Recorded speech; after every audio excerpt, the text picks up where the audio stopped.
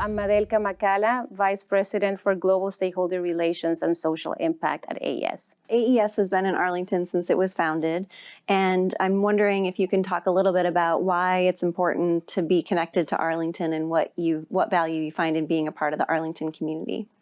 Oh yes, we started, AES was founded in 1981, that's 4 years ago. And we actually celebrated our 40th anniversary this year. And we started in Roslyn, and we thought that Arlington was a good place because it's well connected and also has this concept of space, more space. We're very close to Washington, D.C., very close to government officials, but we're also interconnected. We have the airports here. Our local workforce, our people are from this area. And so that's exactly what ended up happening. We ended up expanding, and that's when we moved to these offices here in Ballston around 2003. And, we're very happy here. We've been here for 40 years, in the area for 40 years, just because we feel that Arlington is just a very community-friendly environment. So when we first started working together, AES and the Community Foundation really got together to look at ways we could co-create some opportunities in Arlington for people who were really impacted by the pandemic. AES did things like grocery gift cards for low-income families living in affordable housing.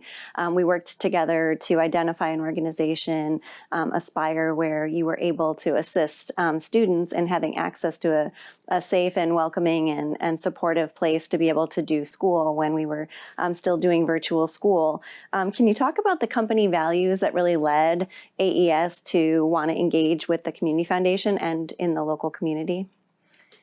So I think that when we experienced the pandemic, I was reflecting on this yesterday.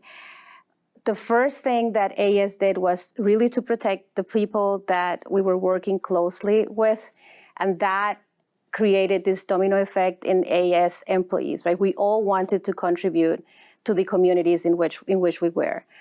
So driven a little bit by this desire from our own employees, we went out to look for organizations that had a very good reputation and that we knew could guide us through the process, because everything was moving so fast, right? The way how we do things here, we are really focused on impact. So we wanted to make sure that if we were going to support the communities, we were going to do it together with someone that was very focused on community-oriented solutions and on impact. And we found you.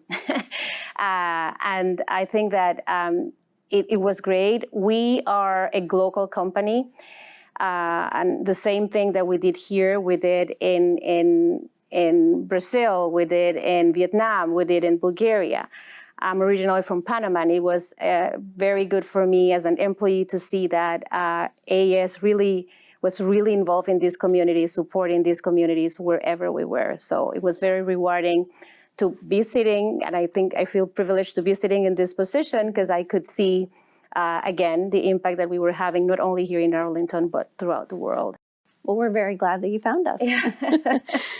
So being creative and nimble can be really difficult for a big global company, but you all really identified a resource that you had within your company in electric cars that were available and unused, and you thought of a really creative way to use those to kind of double down on the impact that you were making with the money that you were contributing to use other resources. Can you talk a little bit about what you did with your electric car fleet? Just to give you a little bit of an idea where we stand, AES sees the future highly electrified, and that solution that we put at the disposal of the communities is called Motor. It's AES electric vehicle business. In our distribution utilities, we have that for the utilities and actually for our customers. And when the pandemic started, we actually started with what is it that we have here that could be put at the disposal of the communities. And we thought this was a very good way of supporting the communities, but also the environment, right? At the same time, it was a win-win for everybody. And we did that. We supported the communities by providing them with subscriptions at no cost. So the health workers could go to their workplaces feeling safe and come back feeling safe. And actually feel that someone else was also taking care of them, which was something that we saw when we spoke to many of them, that they felt that at least the company cared. During those days, they were actually, working with so many people, and they really appreciate the contribution that AES gave them. So what do you see as the future of AES's philanthropic engagement in Arlington and maybe beyond? But where do you see AES's corporate engagement going?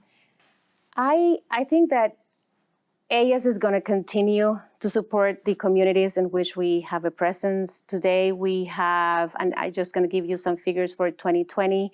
We have benefited around 3 million people all over the world, and we have around 100 programs, sustainable programs in the businesses in the places in which we are operating. So I can only see that continuing, because we know that communities are extremely important for the work we do.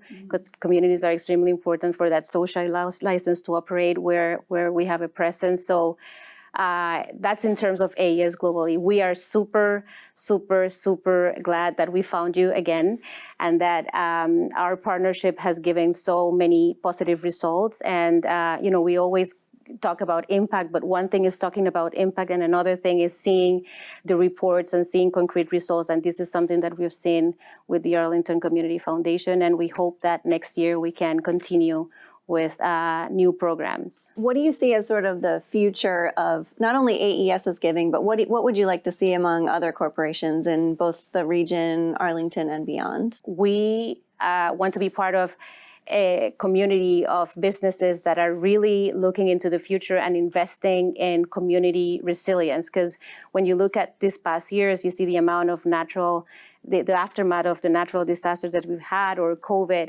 We really need to make sure that we are investing in the communities that we're operating with partners that have the knowledge and the expertise to support these communities in a sustainable way. Thank you so much, Madelka. I really appreciate getting a chance to talk with you. Thank you. It was great. Not on Zoom, for once.